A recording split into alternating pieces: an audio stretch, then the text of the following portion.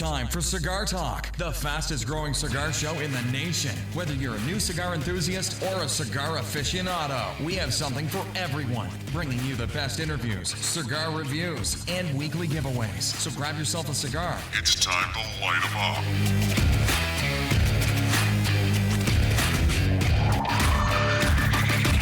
up. Welcome back, Cigar Talk. I'm your host, Rob Jones. We have Bryant Falconer, co-host, in the studio. What's going on, brother? How you doing? I'm doing great. I know you are doing fantastic. Yes. You showed up here like Mary Poppins. Sure did. I mean, you were like floating. No umbrella required. You were just floating on in here. Tell everybody what's going on. Man, I walked in the door late. I walked in the door late, and the reason why was because my granddaughter was born. Congratulations, my man. Yes. Very nice. Man, Go ahead, tell everybody the name. Alana Elise Falconer. Falconer. Yeah. Another Falconer. Yeah. Ooh, that clan is growing. I'm going to be quiet because, yes, it is. Right, it's exploding. It's exploding. It's getting larger by day. And you're getting older. Yeah. I'm thankful for that. Yeah. Because it could be the converse, family getting smaller. Yeah, and he's not dead. here. Right. Well, that's awesome, man. I gave you a special stick for the night. Tell everybody what you're going to be smoking tonight on the show. I'm glad you let me say it and not you. You know what? I thought about introducing the cigar myself, but I thought, you know what? I'll probably make it to where it's not PG rated, and I know that you would keep it that way because it's a cigar. Yes, it's a cigar, and it's the It's the Lost and Found series from Robert Caldwell, and this one's called the Swollen Cock. The Swollen Cock. And if you, I hope I didn't say that. Rather, don't get it confused. There's a picture of a chicken or a rooster or something on the bag. Yes, so a cigar. Anyway, it's a beautiful stick, man. It is a beautiful stick, Yeah. and you see the draw on that. Oh man, I love That wrapper is silky smooth. The draw is beautiful, and it's a box pressed figurado. And you know what's interesting? I've smoked a few of these, and I got to say that the wrapper feels like it's thin, but it's ultra tough. You know what I mean? I got you. Because sometimes you get a real thin wrapper, and you worry about it tearing. Oh, yeah. Because then that just ruins the experience. Let me say these, and I don't know how thin they are, because it might not we don't be need that to find thin. out. We don't need to find out. But I'm just saying that it's very construction. The construction is approved. good. Yes, veiny. You cut it with the V cutter, and I like it. I'm not a fan of. I like it. The figurado needs a straight cut for you. Yeah. Okay. So anyway, that's what I'm smoking as well. And then Bryant actually brought some liquor to the studio. That's a first. Just kidding. Anyway, he brought the Bamboo. Which one is that? XO. XO. The Which black is bottle extra XO. age. And I got to say, I took a drink, and, I was expecting not to like it. Yeah. But it does have alcohol in it. So, there is a chance. There was that plus side. Right. It's like, well, there's alcohol. So, anyway, I got to say, it's not bad. It's like the other one you brought, the Bamboo, the regular. Mm-hmm. It was so sweet. It was like jamming 5 cheesecakes down my throat at one time. But you loved it at first. It's good. Yes, it's good. yes. It's just very rich. Yes. Very sweet. It's not something that you can couldn't just drink long. Yeah. Right. And you know it's me. a sipping liqueur, yeah. Yeah, you're not tilting that bottle up. No, not the regular. Yeah, No, the tip to your lips. You got diabetes. Yeah, it's too rich. But Yeah. this was a different. It's not as sweet, but it has more spice, but it still has the same.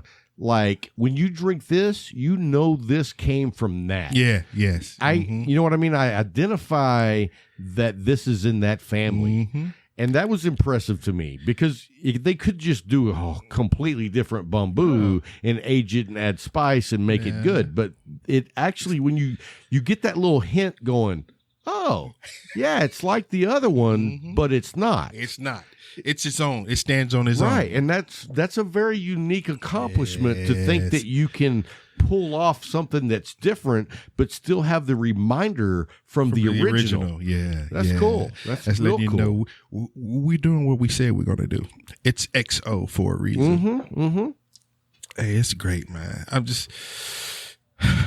I need to come down. You're still floating on the kid news. Man. I'm just glad everything worked out great because I know you had a little bit of concern.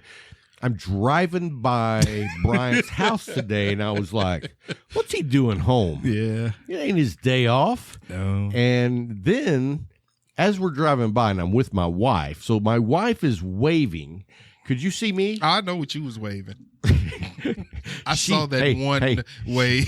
she couldn't see my wave. I could. So she was waving, and I was waving, and I was like, I wonder if he saw that. Oh yes, I did. Yes, and then I did. My wife said, he's waving us over. Yeah, and I in my mind, I was like, "He like, what the fuck you want?" Hey, no, we had just went and picked up tacos. We were on our way home. Oh, we need to get home and eat. No, yeah, but she said, let's see what he needs. And I said, he might need a taco. No. So, but thank you. Hey, thank you, Miss B. I was like, hey, man, brother, I'll give you a taco. You've given me food. So, hey, man, that's what it's about. Absolutely. But then you broke off with the baby news, and we forgot about the tacos, and I ate them all. So, a little taco cost. Have you tried the soft taco? No. It's good. It is? I'd like the crunchy better, but I was from Taco Casa? Yeah. Okay. And you went to the new one? Yeah, out there on Buffalo Gap. Okay. That's the one we go to usually. I mean, it sucks because neither one of them are close to here. No, they're not. So it's like, and then of course, I drive out there and I drive I go all the way out to 707 and then cut across. So my wife's like, I didn't know we were driving to Vegas. Going to Mexico to get it. Right. She was like, when we got home, she was like, we were in the car for almost an hour to go get fast food. Because you went that way. So, and then she said, and the way you came home was wrong. Oh, because you came down sales. Yeah. And I said, yeah, but if we didn't go down sales, we wouldn't have gotten to see Bryant. And she was like, he would have told you the news when he got to the studio tonight. And I said, it's not about the news. It's about me getting to see Bryant. I appreciate that, bro. Hey. I did, because I was like, hey, stop. I could tell you just needed to share the news. No, I had to. My thing was we had to tape. Because if we didn't tape, I was going to be gone. You know what's funny is you said no canceling tonight. Yep. And you know what my wife said as we drove away? What's that? He knows you. Yep. Because, sometimes I'm like, hey, something came up, I got to go. Yep. And you were like, no canceling. No canceling. Hey, not tonight. So let's talk about our Patreons, the Light 'em Up crew. We want to say thank you to you guys. And, you guys help make the show possible every week. Every week. And we got a great community on the Discord. Oh, man, yeah. You're talking about Cool Hand Luke. You're talking about Gunny. Jack. You're talking about Cranky Buzzard. I have to be careful because sometimes I say Cranky Bastard. And he's like, no. Anyway. Wrong. Then you got Z. You got Orlando. You got Kyle. You got Patrick. Yes. Patrick was on the Herf this weekend. Oh, you told me. I had not seen Patrick in a while. It was great to see him. Yeah, he is still just as ornery as he can be. So I'm still here. Yeah. Still me. And then we talked to Young Buck. We talked to Big Adam. I mean, the list goes on, and we just enjoy being in a community with those guys. Mm-hmm. You know what I mean? And so anyway, tonight's the night that we're going to announce the winner to the Light 'em Up Crew exclusive contest. Winner. So we're giving away an Oliva ashtray, travel case, travel humidifier, humidor, a box that you carry your sticks in. That's what I call it. And then a cutter. And a keychain. That a keychain is also a bottle opener. Yeah, so it's all Oliva. That was courtesy of the Leaf. We'll get to the Leaf in just a little bit. Yeah. So anyway, the winner, you had to do a contest with this was just with the Light 'em Up crew. And in the Discord server, you had to publish a meme that was about us in some way. And there were some funny ones. But the criteria of winning was the most emojis that were not thumb down. Yeah. If you got a thumb down, it took one away. Yeah. But anyway, the winner is, drum roll, Big Adam. Ooh. Yeah. I don't think you've seen his yet, do you? haven't. You know what? I'll post it on the YouTube video right here at this section. We'll put it right here in front of my face, and you'll be able to see it. Okay. And just let me tell you now, if you listen to the show, we're PG-13. Yes. If you watch the YouTube, sometimes some slip ups get through. They get through, and it's like PG-14. Might want to be 14. No, NC-17. No, no child under 17. We don't get that bad. But anyway, if you're watching the show, you should be 21 anyway, because that's the smoking age. Yeah. Although I might have a little heartburn talking about an 18-year-old that can't smoke a cigar, but can go serve his country. Right. Let's not give his life for the get country. me on that, because I'm going to tell you right now, if you're not a member of Cigar Rights of America, you need to sign up. It's your duty. Tell the truth. I mean, now, don't get me wrong. I know there's guys that smoke like a cigar once a month. But take that cigar once a month away from you. Not think about it. What are you going to do? That's what I'm saying. Not think about it. I mean, what is it? Because if you're only getting one cigar a month, man, that's a special day. That's that night. That night. Don't bother me. Don't talk to me. I don't want to see nobody, anybody. Leave me alone. I might have the music going. I might have a drink poured. Sitting back there in the It backyard. might be in the evening. Ooh. The only thing that's not relaxing is my shotgun next to me for the person who disrupts this time. Do not walk out. Unless you're walking in with a cigar. Another one. Don't come back here. So, no. So I get it. But if you're not a member of the CRA, definitely join up with them. I think it's like $25 for a year, and they send you some cool swag, or they send you cigars.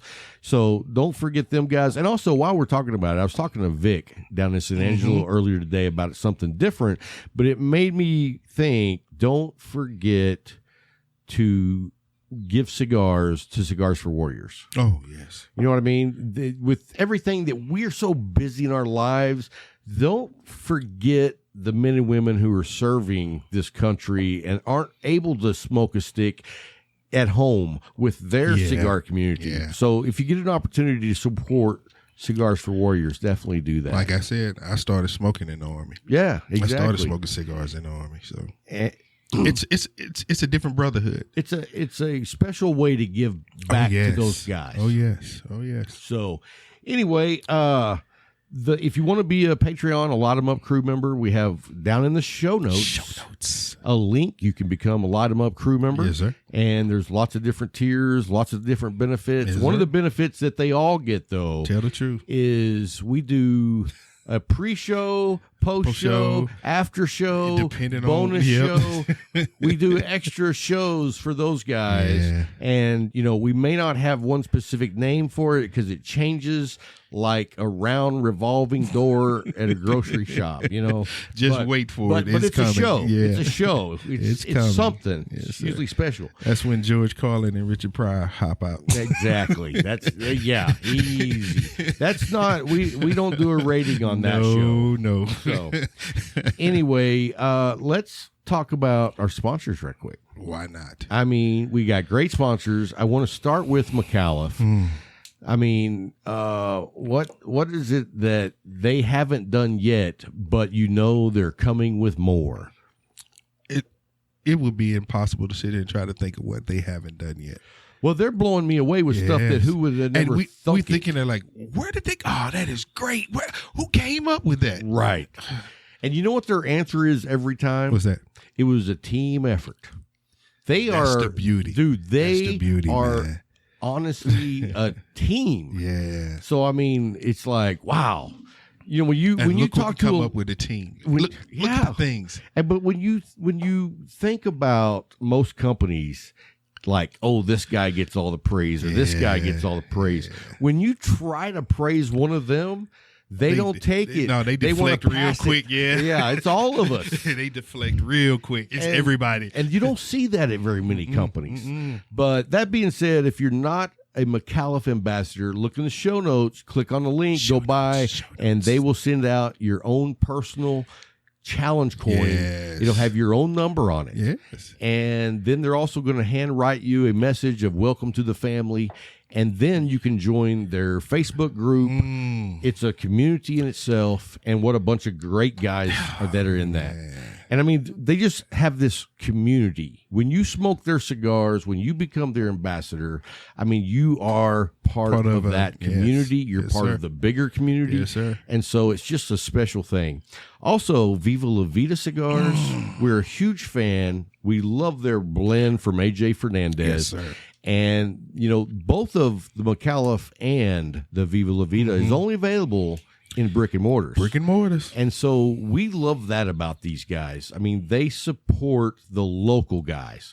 And the local guys take care of us. That's what keeps the community going is those local guys. Right. Man. I mean, you know, because of COVID, we've expanded into digital herfs, and that's fun. That's great.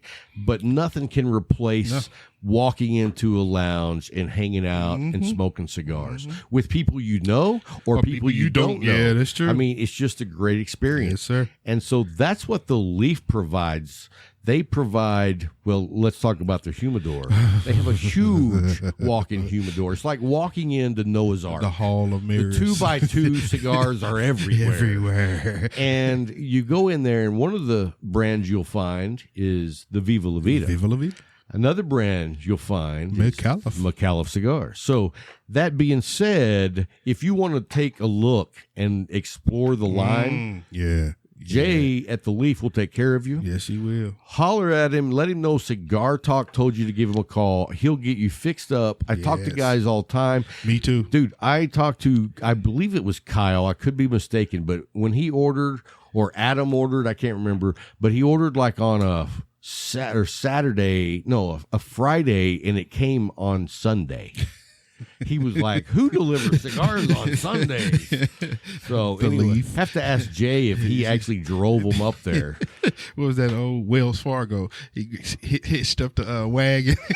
Was it the Wells Fargo or was it, it's the Pony Express. There you Pony go. Express. Yeah, hitched up the wagons, got his team of horses. Never stops. And I'm rolling. That's right. So anyway, we want to say thank you to all of our sponsors. Say thank you to all of our Patreons. And now, let's tell who we got a special guest coming up here in a little bit. Talk about it.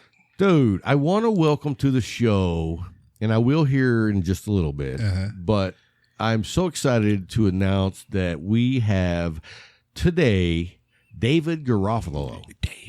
Dude, David is a pioneer. He's an entrepreneur. Man. He is a forward-thinking genius. I mean, dude, who thought about doing a cigar podcast back in 2010? Nobody. You know what I mean? And I mean, that's Keith Sweat. Nobody. Think about this: the amount of podcasts back in 2010. There was like a lot.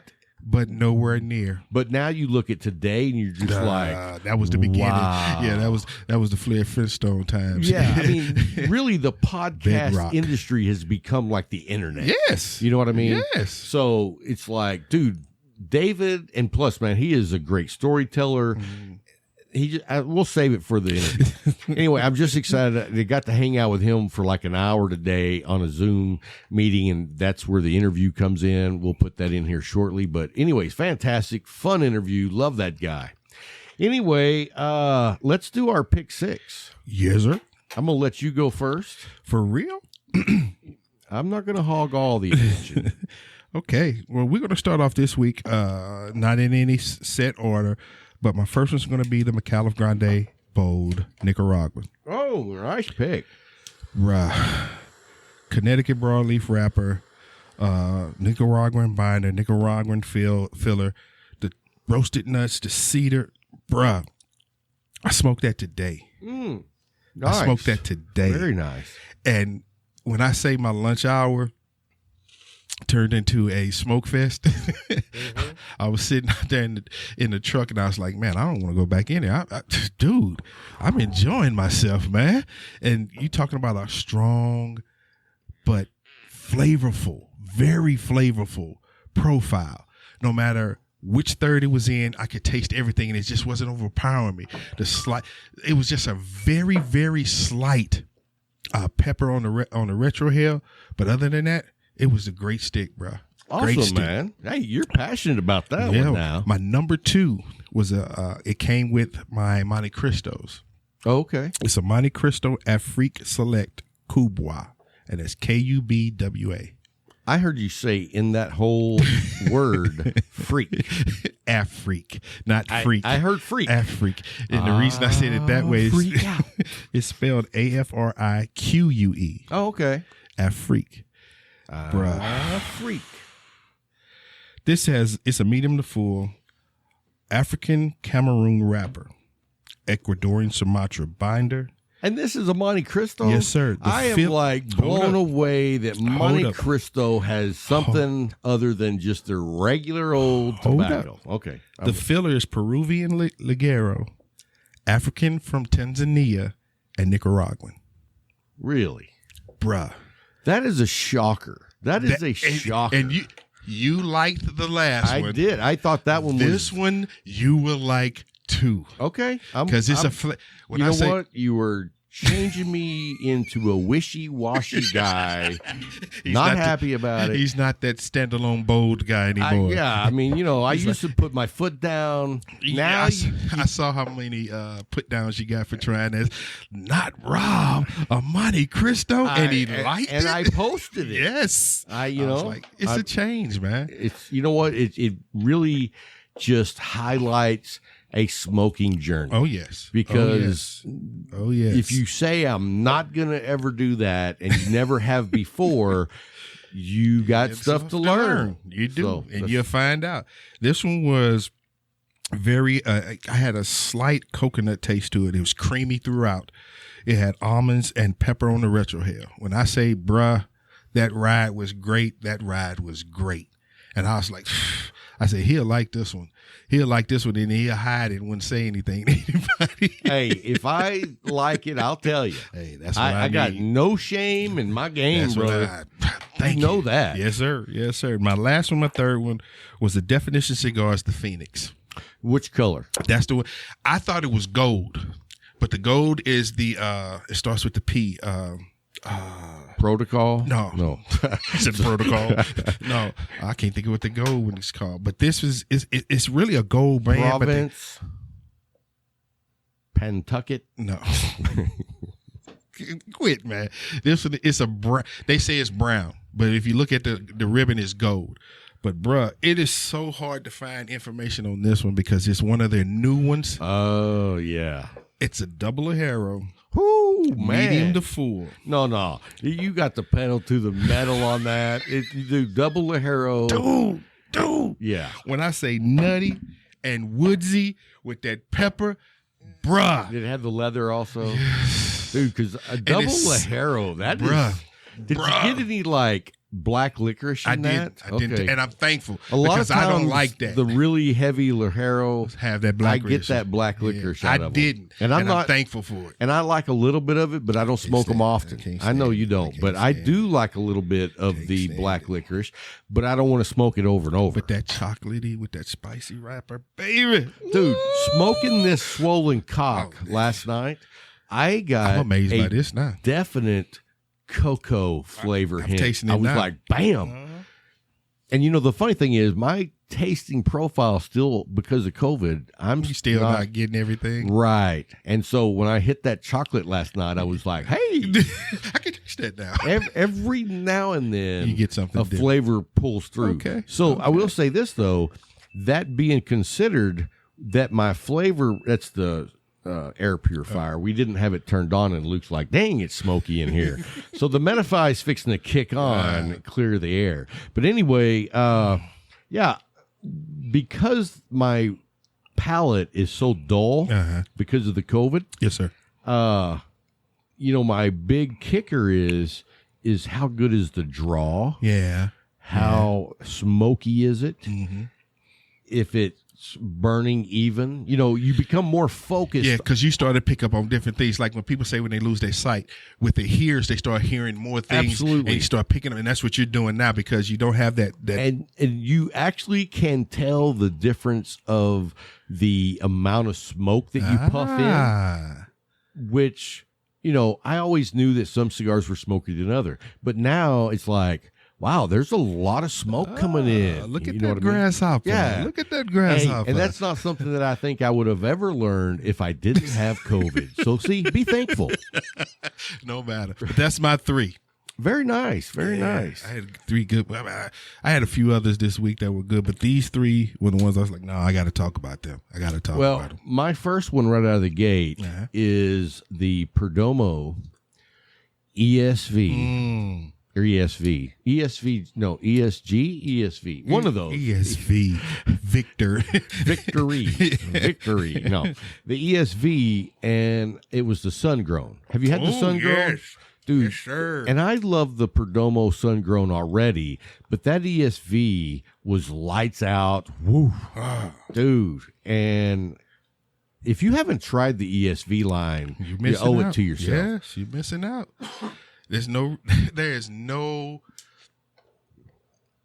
reason not to have had it because when you just looking at you like, okay, it's another Perdomo. No, bruh.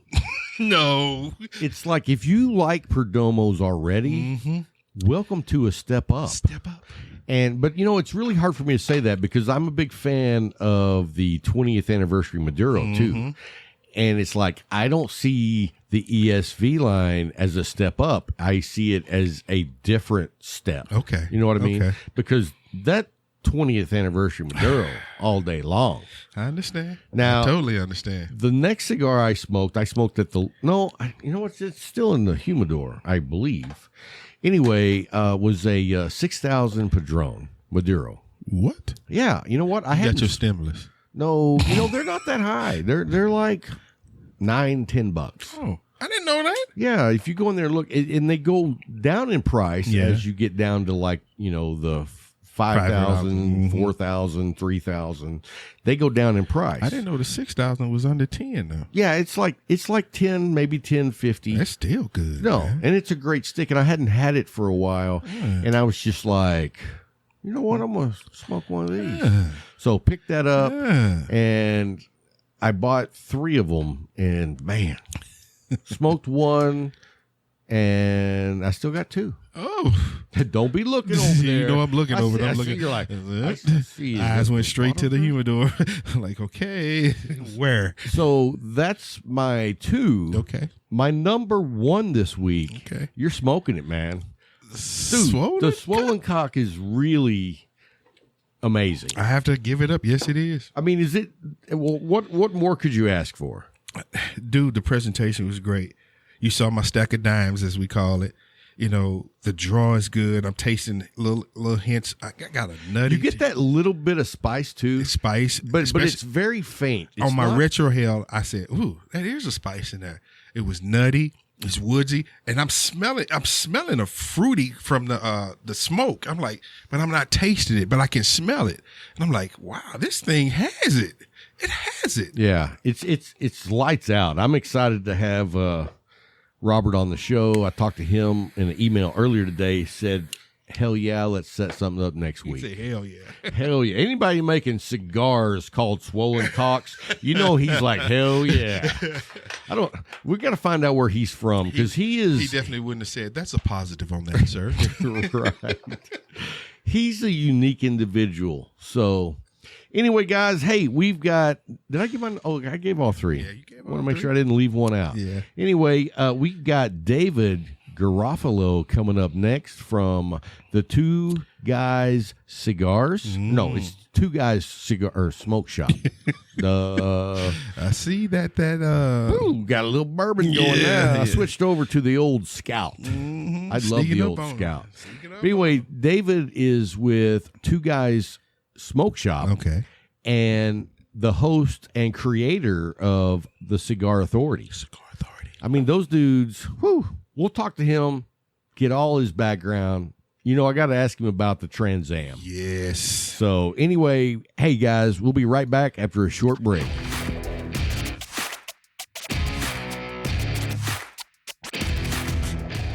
Hey guys, we have a special guest with us. We have David Garofalo of Two Guys and the Cigar Authority. How you doing, Dave? I'm doing great, Rob. Thanks for having me on. Hey man, I'm so excited to have you on. You know, I saw you on the other night with Dan Thompson, and I was like, if he'll do an interview with Dan Thompson, he'll do one with anyone. You know what I mean? So I reached out immediately. I was like, that's the invitation I was looking for. If anybody wants to talk about cigars, that's my sport of choice. I love talking about it. So absolutely. Maybe not just anybody, but certainly with Cigar Talk for sure. Well, hey, man, we appreciate that. That means a lot to us right there. So let's forget about Cigar Talk. Let's jump back into before Two Guys, before the Cigar Authority. How did you get into cigars? What like drove that passion and ignited it for you? I liked cigars as a young man in my 20s, which was very odd in the 80s. I'm 60 years old now, so it was probably 1980, and I like to have a cigar. And it was odd for a young man to do that. I was a nightclub disc jockey. I played discotheques in the nice. late 70s through the 80s. And, early on in the nightclub, everybody wants to get there fashionably late, not fashionably early, right? Right. Nobody wants to be the first one in there, but certainly the first one in there is the disc jockey. He's in there along with the bartenders and bouncers and things like that. And I would go in there and we would do what we call playing to the ashtrays. Again, in the 80s, late 70s, 80s, smoking happened inside the nightclubs. Everybody smoked cigarettes, basically. But I would take a cigar with me into the club every night. And I would light a cigar up, first thing, put the first record on, and then I'd be playing to nobody. And oh, wow. So I'd just be playing to an empty room while people were trying to work their way in, and just light the cigar up and listen to what I wanted to, maybe play something for the waitresses or bartenders that I knew that they liked, really not mixing or trying to get a dance floor going. And as the cigar would go down, as the cigar would actually get to the end of the cigar, I put the cigar down in the ashtray, and then it was showtime. It was time to really start playing to the audience. So I did it, and I got bumped into by one of my friends who came in the club early that night, and he sees I'm smoking a cigar. Usually nobody ever saw it. And he goes, "What the hell are you trying to do there? You trying to be a big shot? What's going on with the cigar?" And I go, "I like a cigar." And they go, "You're just showing off? What are you doing?" And I said, "There's nobody here." "No, I'm not showing off to anybody. I'm just enjoying a cigar, relaxing before it gets into really showtime." And, I took that business very serious. I was one of the top DJs of the Boston area. No way. At the time. And that was a big time for disco clubs. I mean. Absolutely. And I not only just, I took it to another level. I went into bar rooms in those days and asked them what their cover charge was in the club. And the guy would laugh at me and say, "What are you talking about? It's just a bar room." And I say, "Oh, you don't charge cover charge at nighttime?" And he'd say, "No." And I say, "Oh, what kind of entertainment do you do?" And the guy's looking at me like there's a jukebox over there in the corner. And I go, "How about if I turn this into a discotheque?" And he goes, "What are you talking about?" And I said, I'll turn this into a discotheque during the week, and you can start charging people to come in." And as luck would have it, somebody first gave me a shot. And at one time I had 7 nightclubs going on at the same time. Wow. So I put 6 DJs in all of them, and then I'd be in the 7th one. And that was at the height of what it was. And, having employees, other disc jockeys there, I had to be on top of the music scene and know what to play. And it was different in those days. The radio stations would ask the nightclub DJs what the hot songs are. So they would break those songs in the nightclubs and then become radio hits after. Now it's much, much different than that. Oh, yeah, night and day. In fact, I even remember going to some nightclubs where you would hear the new music, and then it would be weeks and weeks later that you would start hearing that music on the radio. Absolutely. I'd get a call from all the radio stations once a week. Also, all the record labels sent me their records for free. Wow. We'd get the records way in advance, DJ copies, and we would have to fill out some information about what we thought of the record and if we played it, what the reaction was and things like that. So I was really on top of my game, loving what it was. But that's really what brought the cigars into my life. Before that, I probably had a cigar once or twice, but, working the clubs 5 nights a week, it would be 5 cigars a week that I'd have, and that would be my friend in the nightclub early going on, the first hour or so in the club. Now, do we have any photos available of you in these nightclubs from back then? I want to see what outfit you wore going to be a DJ. Well, yeah, I don't know if we have them, but I do have them. You should share one of those. We'll flop it up here so people can see, because I know there was a big collar involved. There was big collars involved. There was sometimes bell-bottom pants, and but there was a thinner, much better-looking David Garofalo in those days. I'll tell you that. I completely understand. I posted a photo on one of our things for my prom, and I was wearing a lavender pink tuxedo, and I was much thinner back then, by the way. But yeah, that's awesome. So, you were in the music scene deep. What were some of the bands you remember coming out that you were like, these guys are solid gold hits? Geez, R&B stuff from then, Kool and the Gang. Oh, and, wow. I remember when we first got Madonna's first record came in, we picked them up at a record pool and stuff, and there she was begging us all, please play my record, please play my record. Taylor Dane, all these singers and stuff that would show up to see the DJs to beg them to please play the song. And I would certainly take their records, and then I'd listen to them myself in my home studio that I had set up and listen to it, mark off the beats per minute that it was and see it and figure out, does this have a place? And there would be absolutely not. Then there's, okay, let me take it to the club. And then, okay, I played it at the club. What was the reaction from the audience? And how dare I go deep into the night?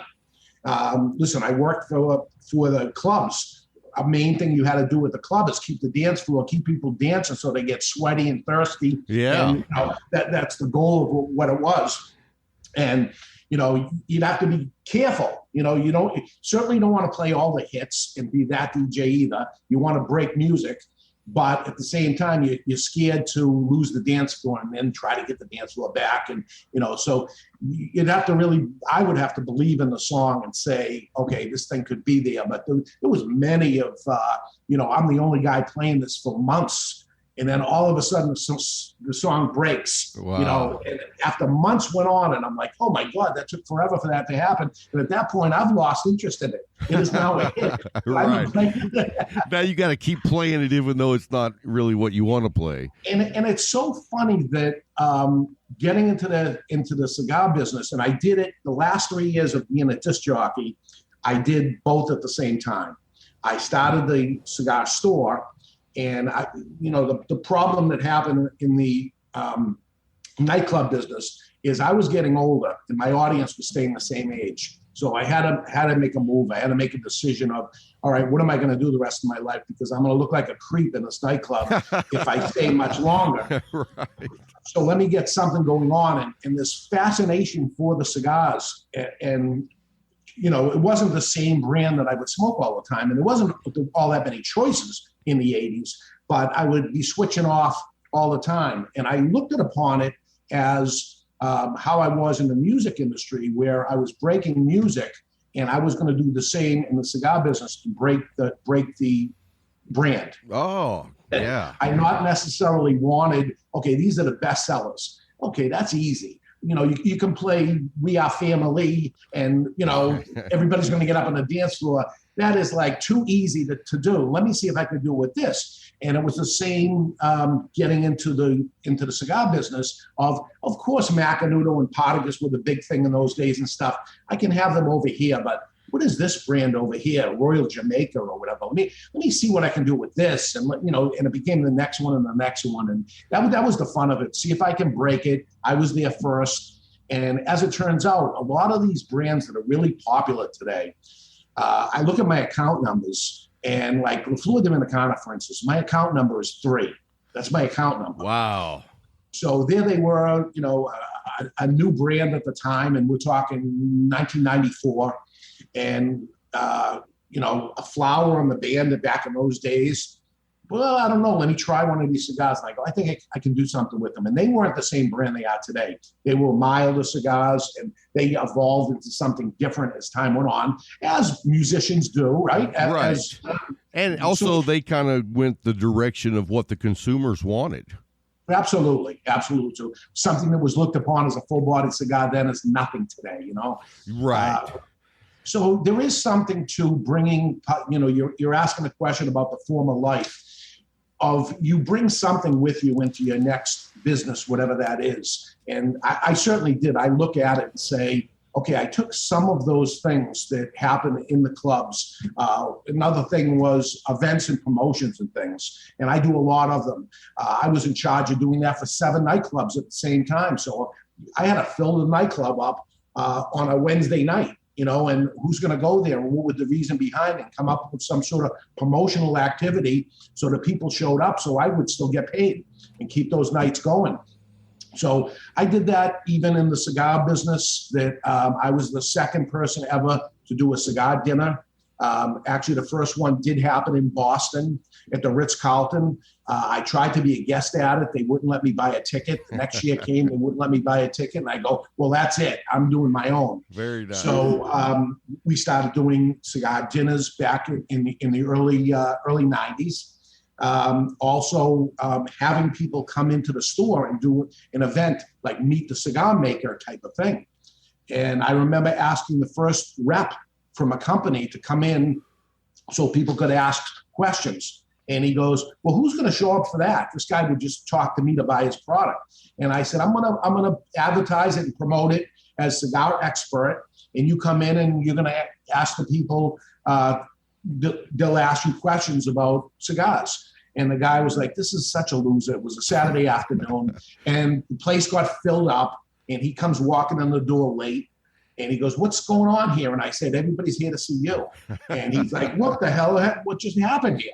And all these different things of taking something from your previous life and bringing it into there, where I liked doing what I did before, and I liked smoking cigars also. I go, okay, maybe this is going to be somebody like me that's going to like learning, more education.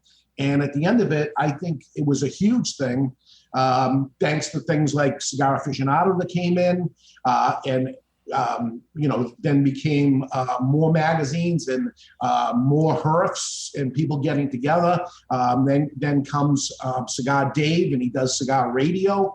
And then it becomes podcasting and stuff after that. The YouTube guys that are out there. This is all good. This is all great stuff to escalate an industry that in the 1980s, companies tell me today, that was the absolute worst time, 1985, you could have ever got into that business.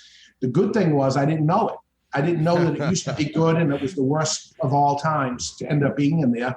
As luck would have it, it turned out well that we grew. And by 1990, when the cigar boom started to pop, I at least had 5 years experience in this. And I was able to figure out what to do at that point, where everybody was jumping in by 92, 94. Lots and lots of competitions. At least I had somewhat of a foothold in it and got a good And grasp. I would say that based on your story, I mean, I know you're a very modest guy, but you didn't just join in and ride it out. You actually were part of the boom. I mean, you were doing new, innovative things when things weren't done that way, just like you gave Absolutely. the example. So, I mean, look at that now. That is common practice with shops all over the country. So, I mean, that was inspiration to a lot of people. And, I mean, dude, cigar manufacturers took notice and was like, hey, we got to get other people to start doing this. So, I mean, you weren't just riding it out. You were part of the change. Absolutely. I do. Certainly, there's even today, there's not enough people that smoke premium cigars. They don't know about it. There's lack of education out there. They're a little afraid of going into a cigar store, even asking. And this was part of our success that we said, okay, somebody's going to come in, feel funny about coming into the shop. Let's take that right out of the equation. Let's make people feel welcome. Let's create other things that go on into the shop, maybe a dominoes tournament, little stupid things to get people in. And eventually, you hang around a barber shop long enough, you get a haircut. Right. You keep going into our events and promotions of things we did on or off of site. The next thing you know, you start to get intrigued about cigars. And one manufacturer said to me a long time ago, he said, I think more people per capita in your area smoke cigars than anywhere else. And I said, why would you say that? He said, just from the vast numbers of the units that sold around that area. And how could that have happened? He said, I think you created cigar smokers. Yeah. You turned a regular person into a cigar smoker. And I said, I don't know about that, but I guess the numbers don't lie. The people that end up actively trying to promote the cigar industry as a whole, more people in that area will start enjoying cigars or giving them a try at least. And I love the way you did combination of things that people were comfortable with to marry them up with something they'd never done before. Because if you're a domino player, man, I'll go play dominoes. I love playing dominoes. And like you say, you stick around long enough, you're going to smoke a cigar. Right. And so when you give someone the part of, I'm comfortable with that, now I see just regular everyday guys smoking cigars. I'm an everyday guy. I play dominoes. I could be smoking a cigar. And in downtown Boston, the area where I grew up and where we put our first store, the cigar shops were very different than that. It was more of an uppity thing. You walk, especially a young man walking in there, they looked at me like, what are you trying to steal something? Or you don't know what you're talking about. And how dare I even ask a question of, hey, are these mild? Or, how is this cigar or something? I don't know what I don't know. That was really bad. When I saw if somebody like me, young, is going in there and I'm uncomfortable doing it, let me create quite the opposite atmosphere and let's see what happens. And maybe I'll get that guy that would not shop there. Well, the fact of the matter is I got the guy that would not shop there. And also I got the guy that would shop there. And we ended up building our business dramatically just by thinking like a regular person would do. What would I want to, what it be like for me? So all these years later, people say, I'm 36 years now retailing, and they say, you ever going to sell out? What are you going to do? And I said, this is where I would go if I didn't own it. Absolutely. And the great thing is I have a key and I can go home when I want, and the guys that work here do what I say. So I don't want to give it up because this is where I would go, and then they would tell me, oh, it's time to leave, or, I can stay as long as I want. Right. That's the only downfall at my lounge is they do close. So you have the benefit of saying it's not closed until I say it's closed. Right. That's right. That's right. Yeah, that is awesome. And I love the fact that you were in the business before. It's like the old country song, I was country before country was cool. Yes. You were in cigars when people came at you and said, what do you think, you're fancy? Right. And now you taught people it's not fancy to smoke cigars. It's enjoyable. It's a community of people that we all share that bond together. And I mean, man, hats off to what you've done in that sector. It's awesome. And I do what I love, and it's as simple as give them the question they're asking for. If they're asking for a place to be able to sit and have a cigar and talk with their friends, give them that. It's that simple. And I figured in those early days, let me tell you, we're Two Guys Smoke Shop because there were no cigar shops in 1985. If you see the name Smoke Shop on something, you can kind of guess either what business they're in, which is not the cigar business, or when they started, because you couldn't make a living off just cigars. You had to sell other products because there wasn't that kind of margin in it or the enough of sales to end up making somebody survive on one niche product. So we started with everything, but all I liked was cigars. And we sold more cigarettes than anything else. And we had pipe tobacco, and we had chewing tobacco and magazines and all kinds of different things that we carried. And we just kept whittling it down to try to end up getting to a point where we can make enough money on just cigars itself because I wanted to specialize in cigars. I always did. Cigars was the specialty thing of the store, but we just couldn't survive with it. We ended up being able to do that. And year after year, I look at our signage. It says Two Guys Smoke Shop. And I say, someday I'm going to make that change and just call it Two Guys Cigars because that's what we are. We have people come in all the time say, hey, do you have cigarettes? Do you have vape? Do you have this? No. The phone rings. They're asking for that. And all we sell is cigars, but I haven't been able to pull the Band-Aid off it yet and actually say, this is it, commit. Well, I don't know that you ever will be able to because now you've established a legendary name. I mean, you can't change it now, can you? I don't know. I don't know. But it comes up every year to say, listen, I put a cartoon figure as the two guys that are there, which you got to imagine someday somebody's going to have a problem with that say, a cartoon and children like cartoons. Oh, yeah. Knock on wood, still hasn't happened, but I'm figuring someday the day is going to come that all these people with the cancel culture are going to say no more two guys being a cartoon and no more who knows what guys. It's got to be people, you know.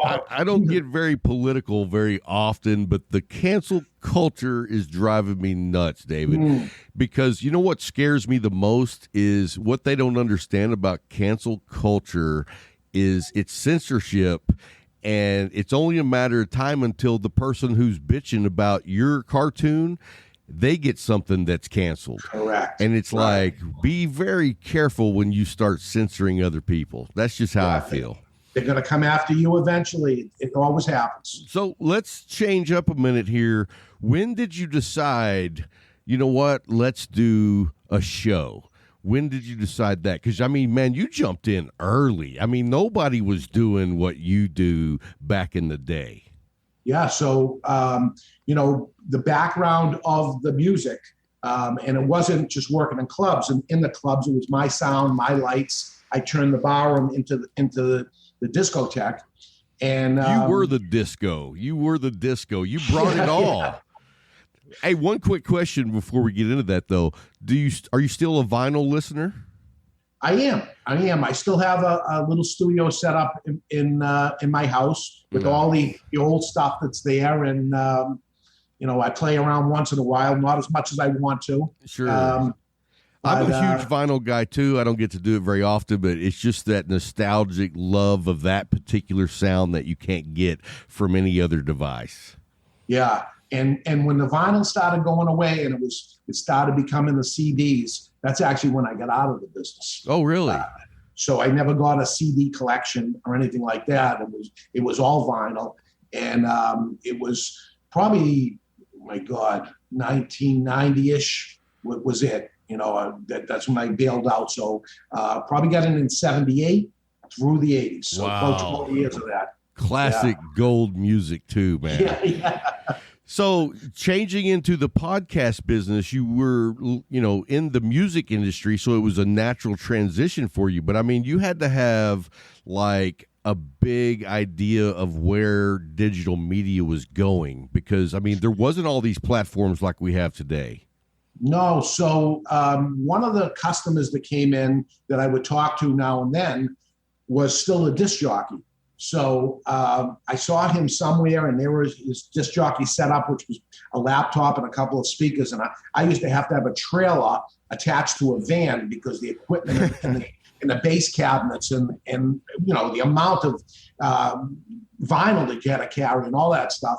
And I would always joke with him and say, you have no idea, until you kind of broke a couple of bones and, carrying stuff up stairways and stuff. But where he was a disc jockey, my daughter actually said to me in 2010, 14 years old at the time, she said, why don't you get on social media? And I said, well, how do you do that? And she said, I'll do it for you. And she set up a Facebook, I believe, at the time, and said, here's how to do it. And if there was anything else out there. And I put a couple of things on there. And then I see her a day later or something. And she says, well, you're not talking back to these people. And I said, well, how do you do that? And she shows me. And so I talk back, and then I put something on. And then a day or two goes by, and she says, you're not talking back to these people. Look there's a whole bunch of things after you did. And I said, well, I wrote something else after that. I got to go back to what I wrote the day before that. And she said, yeah, you've got to get engaged. And I said, this thing is going to balloon into a giant amount of, how could I possibly follow all this? Another job. She said, this is being social, and this is how you have to do it. And I said, I can't even, 3 stores, online business. I got a lot going on. I don't know how I could possibly do it. So I'm leaving the next day to some third world country to look at cigars. And I go to the airport newsstand that's there, and I'm looking for a book on social media so I can learn something while I'm doing this traveling. And I get this book on social media, and it's showing all the options of social media. And one of them was podcast. And I'm like, podcast, what is this? And I'm reading this thing on it. And this guy from MTV, who I knew who he was, is the one that created this thing. And I'm reading it. And I said, wow, then it just gets recorded. That's it. I don't have to engage and follow back to it. It's there. It stays there. Maybe I can do that. So I get back, and the customer that comes in that's a DJ, Mr. Jonathan, who does the podcast with me still to this day, I said to him, hey, you know anything about this podcasting thing? And he goes, what do you want to know? I said, can you put one together so I can do the thing? And he said, absolutely. I said, all right, let's get together on Wednesday and see if the thing works. He said, okay. And he told me years later that he knew nothing about it. And then it was the crunch to try to figure out what he could figure out by the time he saw me on Wednesday. But we did a little practice thing to see if we could make the mics work and how it would work. And then said, okay, tomorrow it's going to begin, which was April 1st, 2010. And we got together, and he was the producer. I don't know if he even spoke, but he was working the board. I got a buddy of mine to jump in with me, and we started the Cigar Authority. And that was, next week will be 11 years. Wow. And I know I guess it was a year ago, you hit 1,000 episodes. Yes. And that's just the Cigar Authority. That's not any of the other shows. That's just right. We have never missed. We've actually done more than one a week. Now we do an after show after the show, and so there's actually 2 a week now. That's been going on for a few years, plus special episodes and all that, and never missed an episode. That actually maybe time is time. People can put in the time or whatever, but consistently to not skip over. I'm kind of proud of it, because consistency is a big thing in business. Period. Yeah, that is amazing that you have that many episodes and you never missed a week. We are small. We are just like at 125 episodes. And the only week we didn't record was the week I got COVID. And during that week, I released an after show instead so that the people would still get a show. And good. What we didn't realize is how the after show is nothing like the real show. And so some people who don't listen to the after show might have never listened to us again. Yeah, so absolutely. But consistency is a big thing about any business, and I consider the Cigar Authority a business in itself. The whole idea of it is for education to the consumer, to help, and not knowing in those days that it wasn't going to be just the people around us, but people all around the world end up listening, and it helps everybody. Education is good for the cigar industry. The more somebody knows about the cigar industry and takes away all those lies that are told about the evil of tobacco and the evil of cigars goes away, more people can enjoy it. The more you hear about different brands, the more you talk about it, you make new friends. I've met people that met each other through the Cigar Authority, and they're friends with each other because they both listen to the Cigar Authority. I'm like, holy God. It transcends all cultures. I mean, because you have that bond. You guys have built relationships. I mean, man, look at all the people you've had on your show. I mean, just those people relationships and extending out to their friends. I mean, it's just one of those things that's mathematically exponential. It's like the old 7 connections to that's right. What was that's his name? Right. Kevin Bacon. I mean, you've touched everybody in the cigar business one way or the other. And it feels good to do it. And that's another thing. When we talked about at the 10-year anniversary, like a good sitcom or something. When do you call it a prize boxer? Should he hang up while he's still on top? And that's it. Let's let it go. And we seriously talked about it because we said we had a good run. There was nobody there with us at the beginning. So now there's a whole bunch of people that are in there that, frankly, smarter than me, do a better job than me. So now it's escalating up. We got some great guys out there and girls doing great shows. Is it time for us to hang it up? And hey, remember those guys? They were good. They were fun and entertaining and informative, as opposed to as we start going down, and leave that legacy of, oh my God, those guys are horrible. I don't think that you guys are ever going to go down. I think you're going to burn out rather than fade away. Well, we'll see how it goes, but it gets a discussion each time. Barry, it's a lot of time. It's a lot of time. People don't understand. Yes. And I mean, as much as you guys do, you're running 3 cigar shops and you're running the Cigar Authority and the offshoots of that. Where do you find the time, man? You're 60 years old. That you're putting in long days every day. I work every day. I love it. It's always been, I've been the workaholic guy, but as I said, if I didn't do this, if I sold out, I'd be hanging out at the cigar shop. So I might as well own it because this is where I'd go anyway. This is where I feel most comfortable. I love cigar people that love cigars. I connect to them automatically.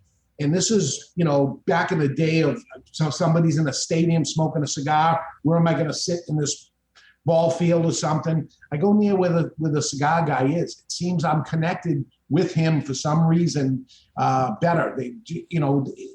Are there good and bad and everything? Yeah, but for the most part, I would say cigar people, I don't know, there's something to them. And that doesn't matter if they're a lawyer or the trash collector. It doesn't matter what they are.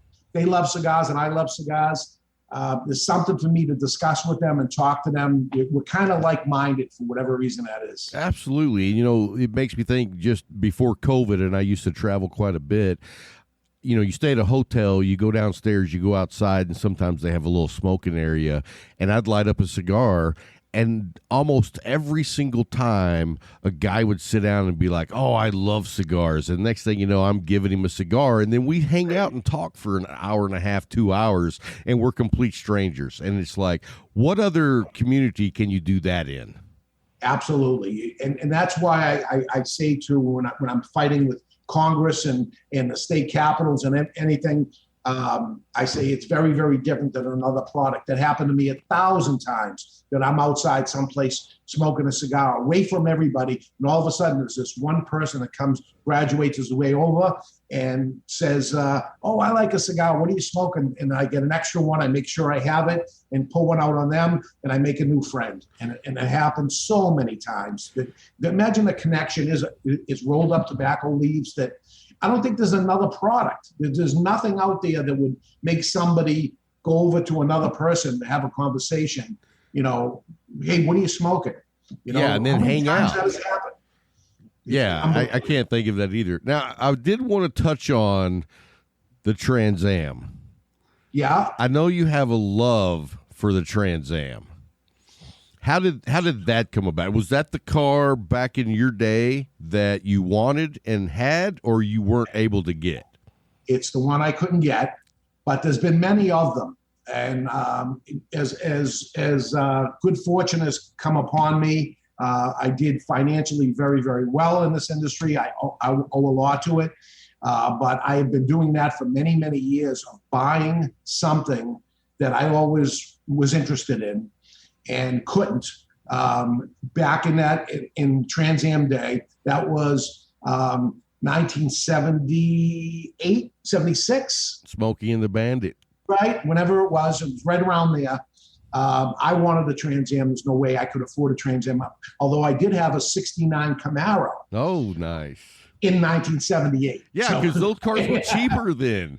It was $200. I was in high school in the mid 80s, and it was cheaper for me to buy a 72 Chevelle than it was to get a Z28 Camaro. Yes. And so I love the Chevelle. I wouldn't have wanted any other car, but it's funny that those cars were cheaper than the current, Z28, Camaro, Trans Am. And so I fell in love with the muscle cars. And so what other cars did you fall in love with? So it was all things that I always looked upon and said, okay, someday I'm going to get that. Someday I'm going to get this. And I turned it into something where I don't have to store all these cars, because I buy these automobiles, I hang around with them for about a year, and I give them away as a gift. Wow. Every single one. And I've done a Rolls Royce. Wow. Bought a Rolls Royce, drove it around for a year. What year was the Rolls Royce? Rolls Royce was 80s. Maybe it was an 85, the year I opened the store. Because the 85, that was the pinnacle of what we thought high-class Rolls Royce was. Correct. That grill that they had on the 85 was amazing. Yeah, this was a silver spur. And, at the time, probably, I think the sticker price on it was over $100,000 in 85, and if you can imagine what that is, and then got it for a fraction of the price. But I got a 1933 Cadillac Fleetwood. Wow. And it was a limo style. I did a DeLorean. I bought a DeLorean, Back to the Future. A Hummer when they first came out. The big Hummers. Oh, yeah. All these different things. And I said, what am I going to do if I end up getting this thing? And then I need garages and I need all this stuff. So we do a thing called our anniversary party every year, where we give away elaborate prizes, and we get all the manufacturers to come in, and we have a sit-down dinner, very elaborate, 500 people. And there's a prize at each one, a door prize. And it's one of these things that happen every single year. Well, I remember seeing the giveaway for a Trans Am, and I was just like, holy crap. Because that is an iconic, beautiful masterpiece of a vehicle. And I have to hire somebody to end up finding these things for me. I have the ideas of them, and it's somebody that knows that it's in good working condition and stuff, and they go to the auction and they give me a call. They say, this is the one. How far do you want to go? And then I watch it on the screen, and I watch it. And he calls me up and he goes, that's you. You got it. Wow. Okay. Now, do you want us to go over it and see what's wrong? The air conditioner looks like it's messed up. Yeah. Okay. Fix that. So then you add all these things to it. So when we give it away, it's never been in better shape, but they're always in really top shape at that point. But I get to play around with it for a while, drive it around, show it off, and say we're giving it away. And then that next year, there it is as an item to give away. And tax-wise, it works out because I bought it and gave it away, and you get to write it off. So my question is, when you get these cars, do you smoke cigars in them? I do. Good man. So the Hummer, when the Hummer first came out, I had to buy that brand new because it was the first year it came out. And I went to go see the most obnoxious one that they had, which was a bright yellow. And I go into the place and I said, okay, I want to buy that bright yellow one. What can you do with the price? And the guy said, nothing. These are really hot. It's the sticker price. We don't mess with it. I said, okay, where do I sign? I'm going to buy this thing. So I buy it, and then we go into the car, and the guy is showing me how to use all the things in it. So I'm sitting in the passenger seat. He's sitting in the driver's seat, showing me all the things that are doing it. This is getting prolonged at this point, and he's showing me something, and I slide a cigar out of my top pocket, and I start taking it out, and I clip the cigar as he's talking. I put it in my mouth, and he turns his head, and he said, you're not going to light that, are you? And I said, is this car mine now? And he said, yeah. I said, Hell yeah, I'm going to light it. And I light the cigar. I said, would you like one? He said, no. And I lit the cigar, and he looked at me like I committed murder or something. Right. And I got a good laugh out of that, because he was like appalled by, oh my God. Because usually when we give the car away, we say, you know, here's the mileage, here's this, here's that. And by the way, yes, it's been smoked in a lot. Yeah. I love that, because I always have cigar buddies that don't smoke in their cars, and I'm like, man, it's the perfect time to smoke. You can put on some good music, just relax and enjoy the drive. I'll tell you a quick story of a cigar manufacturer. I'll leave nameless. He was coming up to Boston, flying in from Florida, coming up to Boston and do events in the New England area. And one of them was going to be my store. So his rep that handled the New England area was picking him up at the airport and then taking him to the event. And the first event actually was my store. So I got the story firsthand as it happened. So the rep picks him up at the airport and grabs his bags, puts him in the trunk, gets him in the car. Guy gets in his car, and they start driving. And the manufacturer, the owner of the company, slides a cigar out of his pocket and starts taking the cellophane off it. He clips the cigar, and the rep said, "Oh, I don't smoke in my car." And the manufacturer said, "That's okay. You don't have to." And he lit the cigar. Exactly.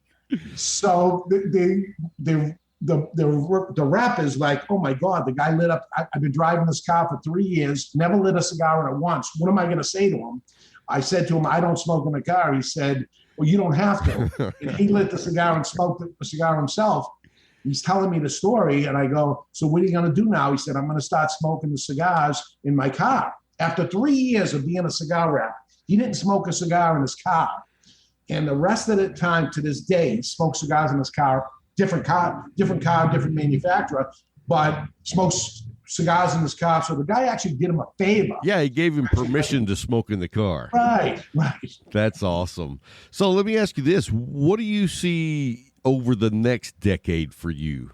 I mean, you're doing what you do. You've been doing what you do since the 80s. I mean, even though the DJ was different, you're an entrepreneur at the heart. You're a workaholic at your heart, and you're a cigar smoker at your heart.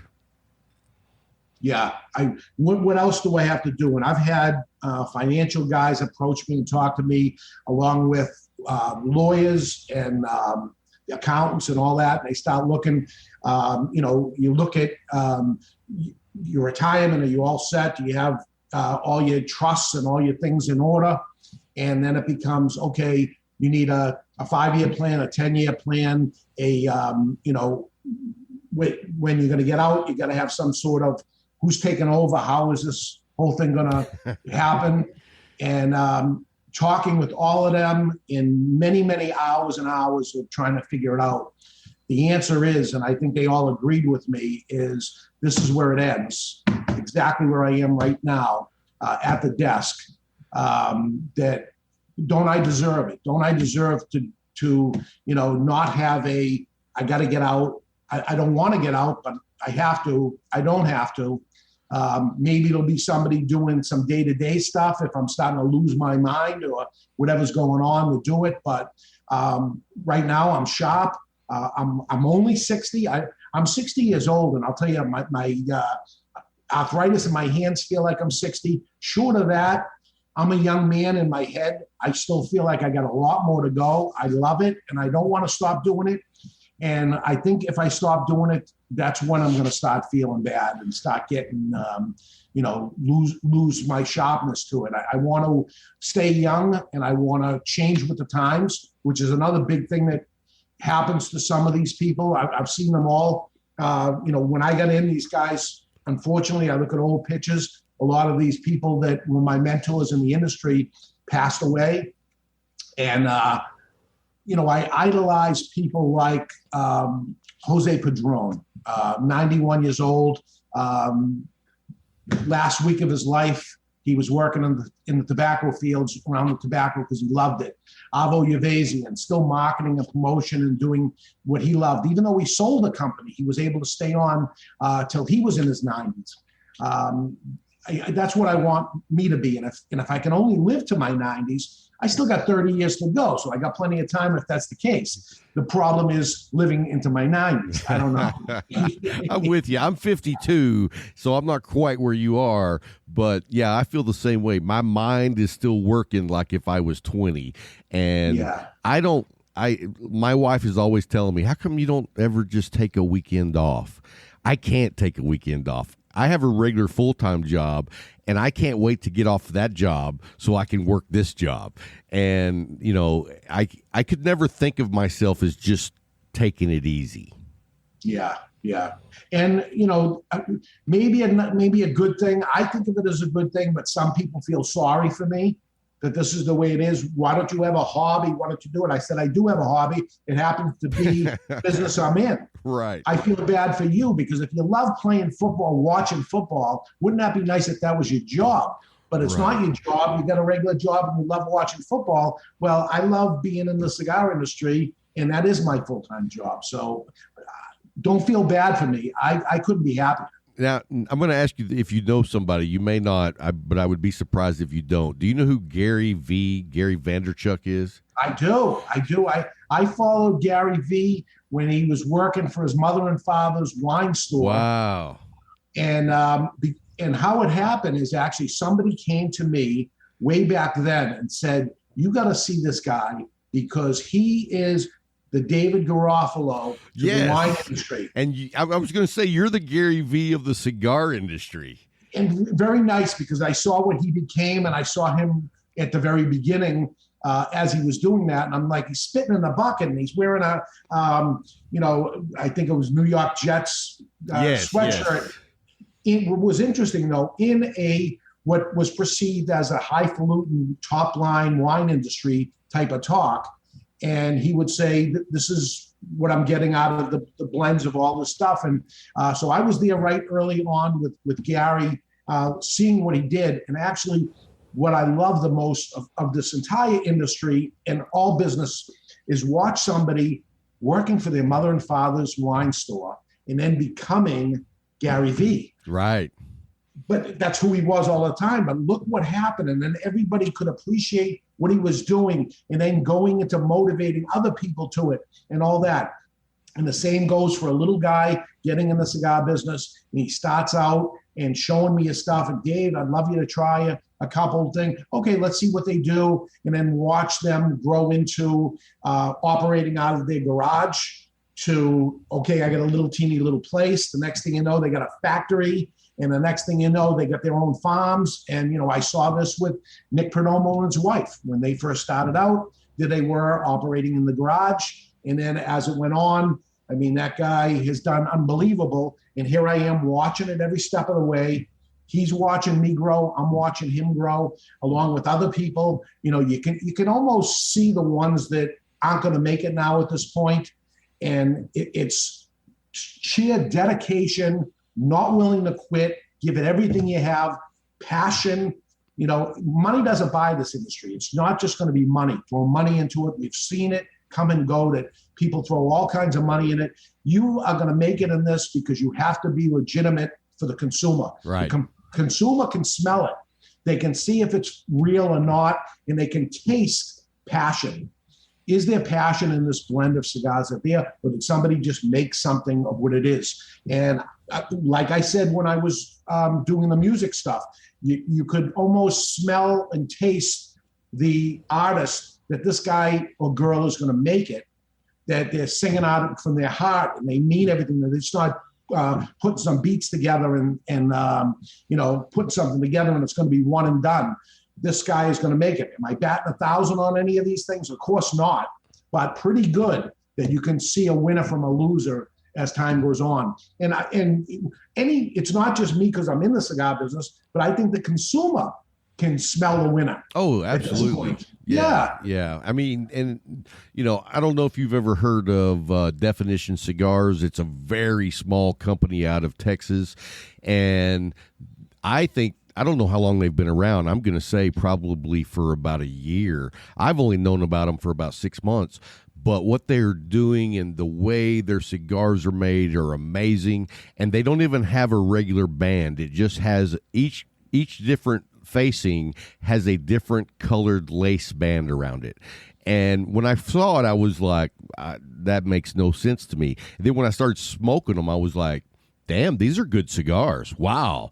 For a new company to come to the table with this level of a cigar, and I told them, I was like, you don't even need a fancy band. And what I love about the colored bands was when you tell a friend which cigar to smoke, you don't even have to remember the name. You're just like, get the one with the red band or get the one with the gray band. There you go. And it's like, wow, you can see guys that are winners because of the work that they put into their cigars. It was like this weird, because there's a ton of companies out there, and you know this, that just throw together a cigar and put a fancy label on it and want to get rich.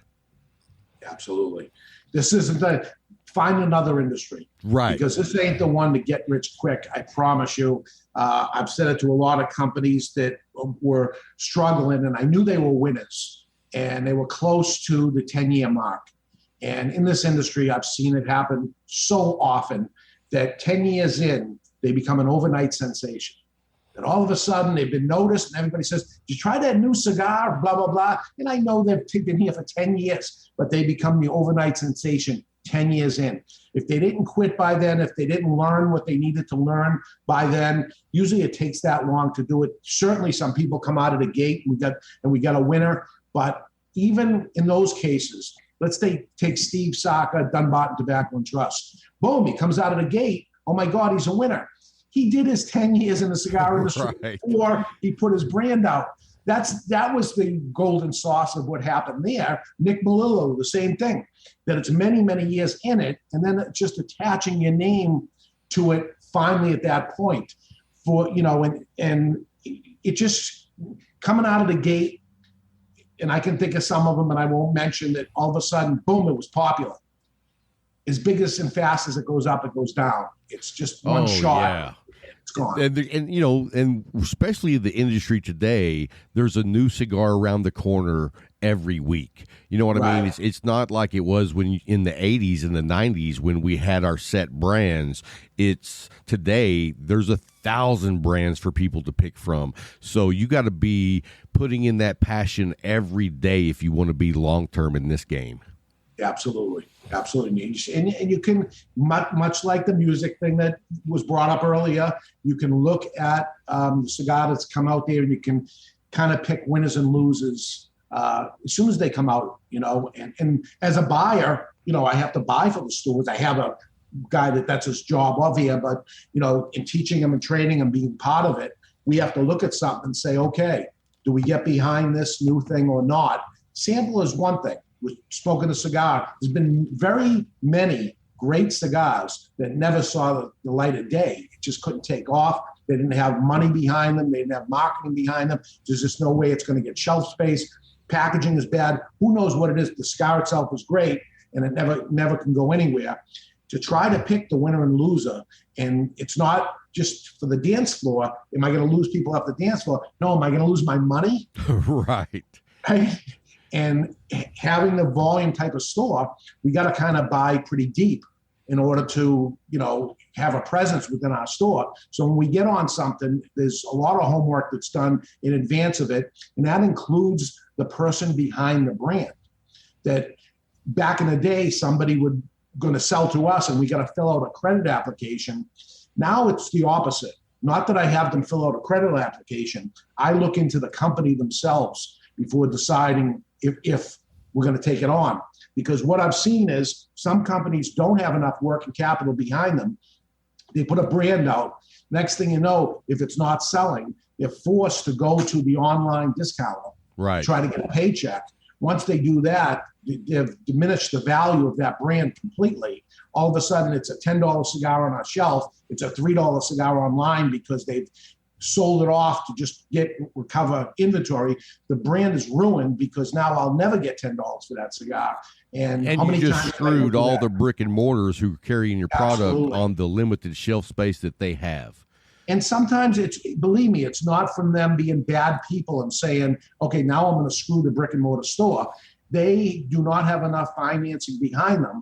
And all of a sudden they got themselves caught up in this thing. And those online giants, man, they know how to play it up. They'll call you and they'll be your lifeline. Here, we're going to save you. We're going to save you. And you'll grab onto a shark if you're drowning. Yeah, they're doing it out of necessity. Yeah. So that's what ends up happening. And I try in my business life not to get myself involved with those type of companies that to me look like, it doesn't look like they're going to quite do it right. For the most part, I'm usually right when it comes to it. And sometimes some years go by and then a company ends up poking its head up and it's still there. And they've made some changes that happen. Perfect example is where you heard me on this week. On a show that you heard me on, McAuliffe. I was late to the game with McAuliffe, and I was late to the game because of a direction that I saw them going into early on, and I said, boy, they got into the online giants pretty damn fast. To me, they're giving them major discounts. They're trying to get a big check. Who knows what it is? Not knowing them at all. And as time went on, I learned who they were. And then as they pivoted and made the proper changes for my business or for brick and mortar, as far as I'm concerned, I said, okay, here's somebody I want to be involved with now. I'm sorry I'm late to the game. I'm usually not, but you've changed, and it's a perfect cigar for me. And speaking of McAuliffe, I mean, I fell in love with McAuliffe way back pretty early in the game. For one, they're a Texas company and I'm in Texas. And once I discovered their line of product, I was impressed. But then when I got to know the people of the company, I was sold. I was like, I want to be associated with these people because they are making all the right moves. And they're doing some innovative things that I don't know any other cigar companies that do. And so I was hook, line, sinker. And I don't know if you've had the pleasure of meeting Al McAuliffe yet, but well, if you get the opportunity, I highly recommend it. He is just the salt of the earth type guy. And like you said on the show that night, what's the one product or what's the one business that he put his name on? It's the cigars. And to me, that says it all right there. And like you said, they started out early in some of the big online companies, but then once they reevaluated, they said, let's do what's best for the cigar brick and mortars. Let's do what's best for the consumers. And I think that is showing the maturity of a business team. You know what I mean? You go back and change what was broken. Absolutely. And they didn't know what they didn't know at that point. Right. And the interesting thing about them is they made the change like that. And I'm very, very interested in them as people, to be honest with you, because they came from another industry completely. And I wonder what they can teach me because I've been in this industry too long and I can't see the trees through the forest at this point. And here they are. This stuff is probably smacking them in the face when I'm not realizing what's going on. But what I thought they didn't realize, and that's a reason why I didn't carry their product, they now realize, and here's the changes made. And as soon as I see those changes made, I go, oh, they get it. These guys are smart, and they're willing to pivot and say, I made a mistake, and here's the new way of doing it. And sometimes the people aren't willing to do it. Again, I don't want to bring up manufacturers' names and things like that, but there's some great cigars out there that have been absolutely ruined by the online giants. And still to this day, they're great cigars. And sometimes I see giant ratings for them and everything. And then I talk to the guy that owns the company and he goes, yeah, we got a 94 rating, but nobody will buy our cigar. And I say, what a shame. And it is a great cigar. And they go, how about you? And I go, no, I used to carry it, but no, I told you before you did it. Right. But if they're writing the big checks, right now, it's almost like there's two models. You are either going to be selling to those online giants or the brick and mortar retailer. You have to pick one.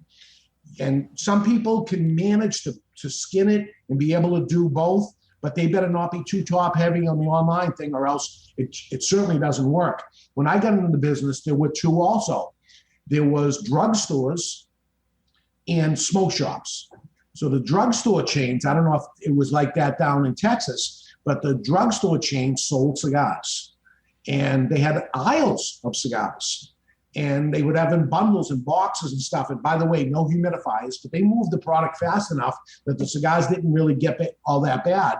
But as I was picking cigars for my smoke shop, I looked at what those people had, and I picked things that they didn't. So somebody would come in and say, do you have brand X? Because that was the one at the drugstore chain. And I say, nope, that's a drugstore cigar. Let me show you what we have. And they say, what do you mean it's a drugstore cigar? And I said, that's what's sold in the drugstores. In the smoke shops, this is the type of cigar we carry. And I'm at that point now within our own cigar shops that they do ask for these online cigar brands. Right. And I say, oh, that's an online cigar brand. Let me show you what we have. And I do know about those cigar brands in order to say, okay, it's a full-bodied Nicaraguan priced at about $7. That's what that cigar is. So let me show you a full-bodied Nicaraguan priced at about $7. Here's what we have that would be comparable to what it is. But no, we don't have that cigar. And not only comparable, you've got it in a perfectly humidified humidor that has been, stored just the way it should be. And when you're ordering online from these giants, we all know that's not the case. Correct. It's warehouse spacing. Absolutely. And, I've had customers come in and they buy brand X from me and they buy brand X online too. And the next time they come back, they say to me, how come brand X tastes better when I buy it from you than I buy it from the online guy? Why would it taste better? Does he have a different product called the same thing? And I said, no, we have the same exact product. You have the brand X Churchill, Connecticut. It's the same thing. Sometimes they change the wording around a little and it is a totally different product, but in this case, it's the same exact product. But let me take you into the humidor and show you what happens here.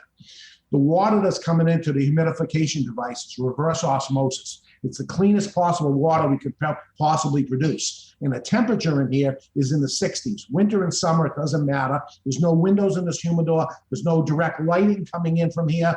And this is the best we can possibly do to keep this cigar, which I've been to the factory and I saw all the work that they did in the past 3 years to get that cigar to me. Now I have to do the best I can do to maintain that the best possible way. The unfortunate thing that happens is massive warehouses, no, they don't do it. UPS trucks, no, it doesn't happen in the UPS truck. I can imagine in the summertime in a UPS truck in Texas. Texas is not a good thing. It can't be good, right? So the cigar ends up coming to you after 3 days on a UPS truck at 140 degrees temperature within that truck where the cigars are stored. It may take months and months to bring that cigar back up to level. Will it come back? Absolutely will. But lots of bad stuff has happened with relative humidity that happened inside a truck. And in the part of Texas where I'm from, the humidity is about 15%. So not only is it hot, it is just sucking every ounce of humidity that's in that cigar right out. Now, the same cigar, you get one of those cigars and get one from my humidor in here and taste the two side by side, one in each hand, and you'd swear it's not even the same cigar. Right. Your cigars are ready to smoke right now. Right now. And we buy so much inventory that we rotate our product out for a long period of time. We actually even go a step further, I think, than any other cigar shop does, is we have sub-zero freezers. When the cigars come into us, we put them in a sub-zero freezer. I know some manufacturers do that. I know I heard Perdomo most does of it. them do. I heard most of them do that. Yeah, just in case somebody doesn't. In the 90s, which was the worst time to smoke cigars, during the cigar boom, cigars got beetles. There was holes in it. You ever had a cigar with a little drill mark in it? That means he's left the cigar. That's kind of good. You can put your finger over it and still smoke the cigar if that's what you want to do. But it was infested. Something happened. This is a living, breathing animal, the cigar. It's tobacco leaves. There's microscopic organisms living on our food as it is on our cigar. This high temperature is going to drive it out. And at that point, we have a problem. So just in case, we go into a deep freeze for 3 days. Then we bring it back down. It takes a whole week process to do it. Then we rotate that stuff back into the humidor. It takes a long period of time.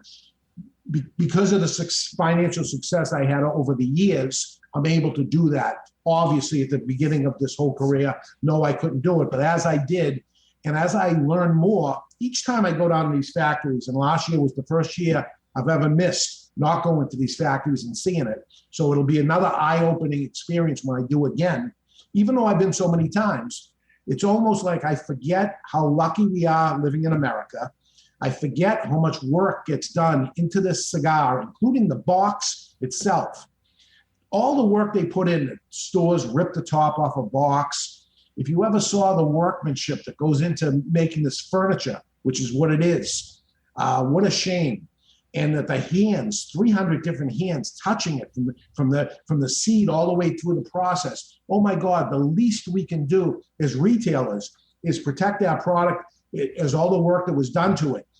And hopefully, and I know somebody that's listening to your show or listens to my show, for them just to be listening to a show about cigars, they're into it. To take care of their cigars also, because all that work can be ruined in a 3-day span of somebody putting it in a UPS truck and baking it for 3 days. And now this whole thing has happened. I honestly thought, and by the way, I was the second person ever to have an online presence in the cigar industry. Who was first? Was Holtz in Philadelphia. Okay. And we were in the works of it, but they got out before we did. And I always tried to get with the times, and I hope to always stay that way, despite getting older myself. As time changes, I like to jump on the options. But I honestly never thought it would actually really work out, that a lot of people would be buying online, because this is a product that you really need to see, touch, smell. It's a real hand sell type of thing. But once a guy got onto a certain brand, my hope was my customer moved away. It's freezing up here in New England. We're in New Hampshire, rough winter. People move to Florida after a while. If they got any sense in their minds, after a while they say, let me get out of here, or move to Texas or wherever they go. I never wanted to lose the customer. It takes so much work to get a customer, and it's so easy to lose them. And how do you lose them? Bad customer service, or the guy could die, or he could actually move away. Can I save him even though he moved away? And I know what he smokes, and he can call me up and I can get the cigars to him as fast as I can, not ship it over a weekend, and not in a hot summer day and things like that.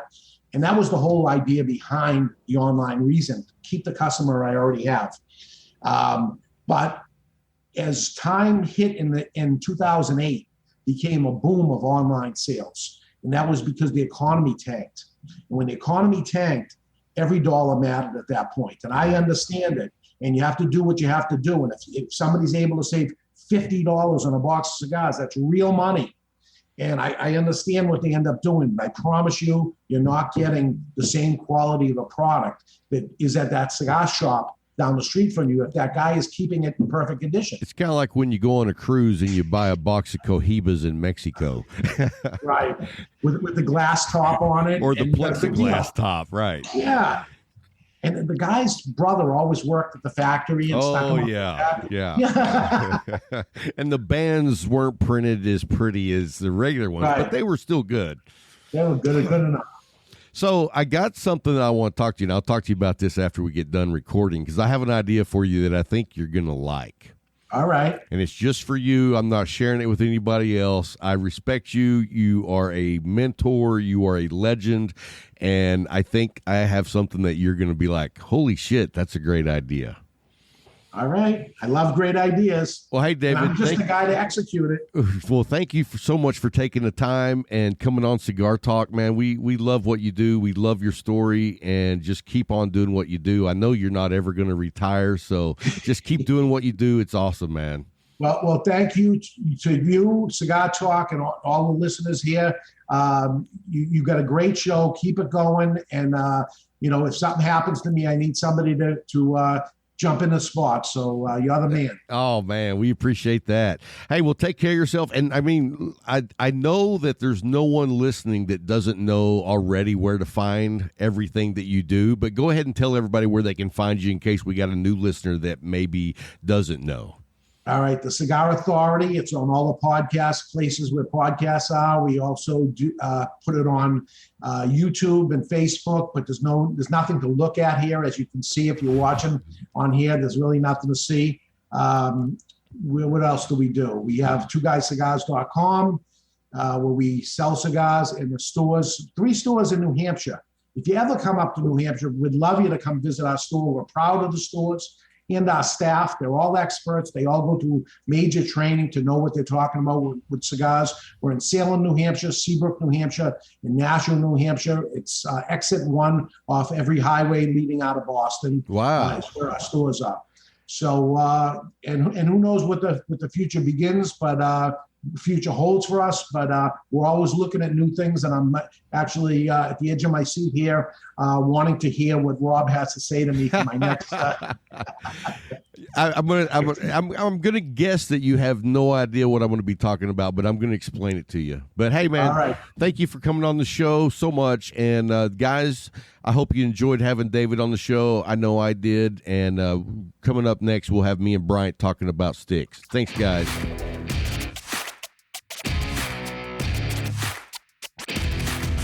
Hey guys, welcome back to Cigar Talk. Hope you enjoyed that interview with David. We really appreciate him taking the time out of his schedule. I mean, dude runs 3 cigar shops and Cigar Authority. You know, he is like burning the candle at both ends at all times. He ain't playing the game. And he's with 60. He inspires me. I'm like, dude, I thought like I'm on my way down. Nah. He's like on his way up. Again. Yeah. Like, no, we keep going over these hills. Dude, now. and he was a DJ record player for the nightclubs in the early 80s. Disco I at was just its going to height. say, you know. I asked him, I said, hey, man, I know you got to have a photo. Well, I said, do we have a photo of you wearing the gig, the big collar? And he said, we don't have the photo, but I do. So, and nobody else will. He said he was a little thinner back then, you know, like we all were. The old days. So anyway, thanks, David, for coming on the show. We really do appreciate it, and we just wish all the success to you. And I mean, not that you need it from us, but anyway, we just wish you much more years of success. Many much more years. So anyway, I know you wanted to talk a minute before we get on the way of being done for the week. You wanted to talk a little bit about boxers. Yeah.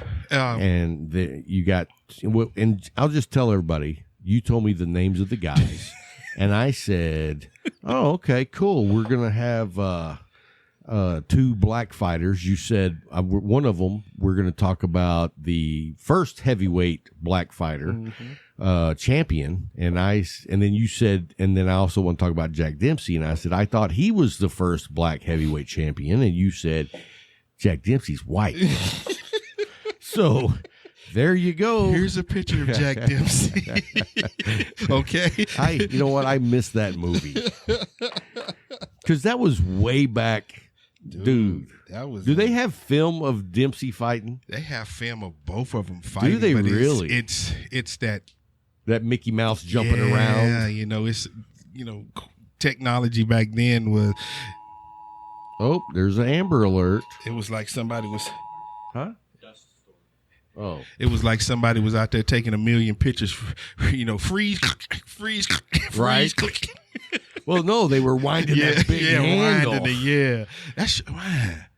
That's weird. You said, I just thought about that. That meant that they were turning it. Oh God! I was a photographer, so I get the idea. Yeah, you were. That's your world. Yeah. That's your world. But anyway, I wanted to talk about, and what I really want to know is if anybody knows. Now, you've seen a lot of pictures of Dempsey. You see a lot of pictures of Jack Johnson, and they are always smoking a cigar right when they're not fighting.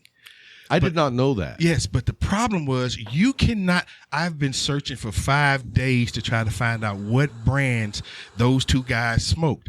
Now with Jack Johnson, they just said Cubans. Right. Well, we know there was a million Cubans back then because everything was still in Havana.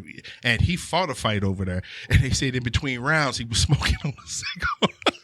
In between rounds. In between rounds. That's hilarious. But you could do that back then. Yeah. Today, you better not drink Gatorade between the rounds. They gonna find you. Right. Disqualified. Could you imagine see somebody fighting in Tyson and then sitting whipping back out a and cigar? whipping out a joint because that's what he's smoking. Yeah, he's a blunt guy. He's a blunt guy now.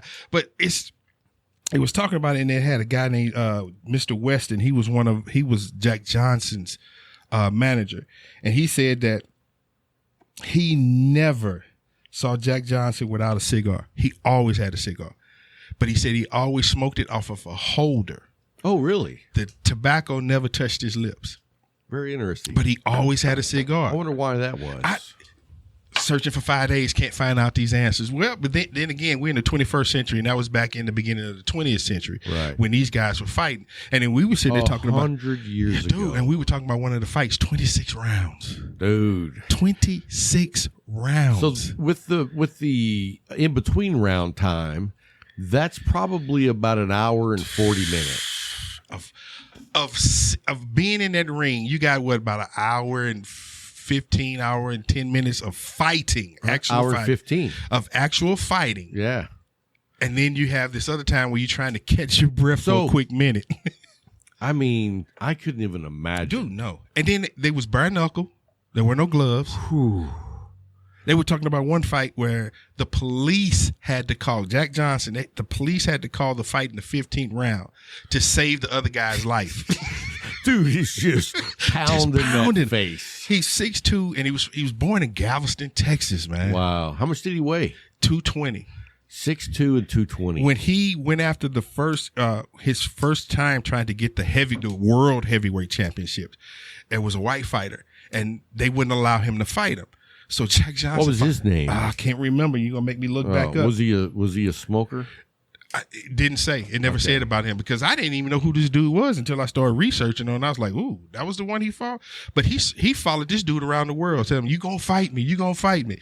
They wound up fighting. He knocked him down in the first 2 rounds, but the fight went 26 rounds. Wow! And they said that Jack Johnson was actually holding the guy up and hitting him. Just torturing him. I am the champion. And I saw a video where Ali was talking about, he said, people call me weird, but he was crazy. Yeah. Because the dude, he went into the ring and he outclassed everybody that he fought until the last one. And his last fight went 26-something rounds. They said in the 23rd round, he told his manager, take my wife out of here. Take her out of here. Because he was getting beat. Wow. Age had caught up to him. He wasn't as quick as he was, and the dude was handling him. But he's like, "Get my wife out of here. I don't want her to see me lose." Because back then, when you got beat, It was a beating. You got the Pumpkinhead Deluxe, baby. Dude, the collie ear was not a joke. No. And like you said, there were people who died. Mm-hmm. That got beat to death. We talk about it now with the 16-ounce gloves and everybody. With somebody dying, it's like, oh, man, I can't believe it. These guys were fighting with no gloves. Dude, they... bare knuckles. Yeah. 26 rounds. And you fought till somebody couldn't get up. You fought till there was a winner. Till there was a winner. And it was identified. It wasn't we going to the judges. Everybody knew you lost. And, that's the old saying with boxers, stay down. Stay down. Yeah. Because back then, you should have stayed down. Now they pop up and do the 8 count, and they don't know where they are. Mm. And the guy's like, yeah, you're good. As we say, get them chicken legs, Yeah, if your knees aren't buckling, we'll let you go. You got to let you go. So. But it's just, I want to know, anybody listening to this, if they can find out what sticks those guys smoke. Because like I said, all they say about Jack Johnson is Cubans. They don't identify what Dempsey smoked, but they say he smoked all the time too. So here are guys in the best of their shape, in the best of their sport, but they're enjoying the stick. Every time you see them, they got a stick in their hand. Oh yeah, Come on, that's now. something, man. Come on now. And I just think about when Jackson held the title. Like, where were they boxing at? Everywhere in the world. I mean, all over. He fought in Paris because the problem was he violated the Mann Act because he married a white woman. Okay. So he was on the run from the United States, and he was living in Paris, France. And they wanted him to fight this guy. Can't remember his name either, but it was another great white hope. And he said, if the money is right, I'll fight him. He said, but it can't be close. It needs to be close, but not too close to the United States. So the first thing they came up was Mexico. Well, we can fight in Mexico. He's like, no. He said, the Texas Rangers would come down there and kidnap me. So they fought in Havana. No way. They fought in Havana. Wow. And guess what the prize was for the fight? A box of cigars. $100,000. Wow. You couldn't get a but semi-pro amateur dude, just an amateur getting ready to fight his first for $100,000 today. But $100,000 back was then. A lot I mean, of think money. of this: cigars were a nickel. How many cigars did he buy with that $100,000? Right. I mean, houses were $2,500 to $3,500. Yeah, if that much. Cars With were 1,400. 50 cents. He said 50 cents. I didn't want to drive a 50-cent car. But it's just like, I want to know. No, I need to know what sticks those guys were smoking back then. I need to know what sticks they were smoking, man. Because here you have, you look at athletes today, you have, like I was watching this podcast with Ocho Cinco, and he had Cam Newton on there and Brandon Marshall. And they were smoking sticks, except for Ocho, because he's super into shape, but he eats McDonald's every day. Really? Yes, he eats McDonald's every day. And they were asking, and Cam was like, "No, man." He said, "I got to keep my body." He said, "Man, I don't want to hear that." He said, "I'm at 220 right now, and I can outrun you right now." He said, "Yeah." He said, "But I'm 6'5". He said, "I'm 6'5", 250. And he said, "This is 6'5", 250 in shape." He said, if I started eating like he said, I get one honey bun, I'm 300 pounds. Right. But it's the truth. But he even has a cigar bar in Atlanta. Yeah. Big fancy one. Big fancy one, but he smokes them. People want to talk about, you smoking a cigar. Bro, you just don't understand, man. It's totally different. Not at all. It's totally different. That's why after every championship, you see the winners with what? Cigars. Thank you. And that's my little insert on that. Hey, well, I got some just topical news. Mm-hmm. It doesn't have anything to do with cigars. Uh-oh. But Tesla did not sell as many electric vehicles as another car. Which one? The Chinese built a electric car. They sold 55,000 of them. Now, here was the big kicker, though. Mm-hmm. Like, what is it, the Class C or whatever it is, the S-Type or something. I don't know because I'm not a big Tesla guy, but whatever. Anyway, like their base model was like 45,000. Yeah. The Chinese base model was like 200,000 in their money, but in our money, it's $4,500. $4,500. Dude, $4,500 for an electric car. That's probably gonna run forever, just like a Honda. As long as you keep changing the oil, it'll keep going. Well, the doors will fall off a Honda, but it'll keep going down the street. But I was doing some reading on Tesla. Mm-hmm. When I find I got a few minutes, sometimes I just randomly read stuff. Okay. But anyway, Tesla is not a car manufacturer. Mm-mm. They are an energy company. Mm-hmm. And what they are doing in the solar sector, I guarantee you that within the next 2 years, they'll be number one in solar. Oh, yeah. It was very impressive. Yeah. And so I've got friends that, I'm not going to mention your name, that has Tesla stock. Uh-huh. And, it dropped down from $900 a share to it's like $6-something. And after reading what I've read this last weekend, I'm like, you ain't got to worry about it. Because it's going right back up. You know where the name Tesla came from, right? Yeah, it's the dude's last name who invented electricity. Yeah. Well, yes, he did. Well, nobody invented electricity. What he did was he revolutionized AC, where revolutionized DC, which is both the other way around. Direct current actual Tesla carry. was DC, I thought. No, I thought he was AC. Well, It don't matter. We know that they were on different forms but of the Tesla spectrum. was first. He was first. But Edison got in with the politicians Oh yeah. and made deals to Oh, where yeah. his structure and Was- process is what Yep. caught on. Yep. And he made a mint, and Tesla, I think, like went crazy. Didn't he go crazy? Yeah. Yeah. I mean, I think his wife committed suicide. Yeah. I mean, he was already a loose cannon. No, I was right. What? Tesla was AC, and Edison was DC. Okay, gotcha. Yeah. And DC doesn't reach very far. Nope. So really AC. the AC was the way to go. But when you get in with those that are in power, boom. It's not always first to market. no, it's who you know, baby. It's Right. Who you know. It's definitely not first to market. Nope, it's who you know. We were talking about that not long ago. AOL was first to market. Bringing up the eye. Ding. So, but anyway, I just think that's interesting. Yeah. But anyway, guys, that's going to wrap up this week's show. You know what? What's that? We completely left out Case Elegance. Can't do that. Can't do that. Can't do that. Can't do that. Their link is down in the show notes. They make a beautiful Octador humidor that is piano black walnut finish. I'm looking at it now. Dude, it's a beautiful It is. heirloom type piece of It is making equipment. that part of the shed look elegant. right. That one Just little that section. that part right there. Yeah. So go by and check them out. We're a big fan of what they do.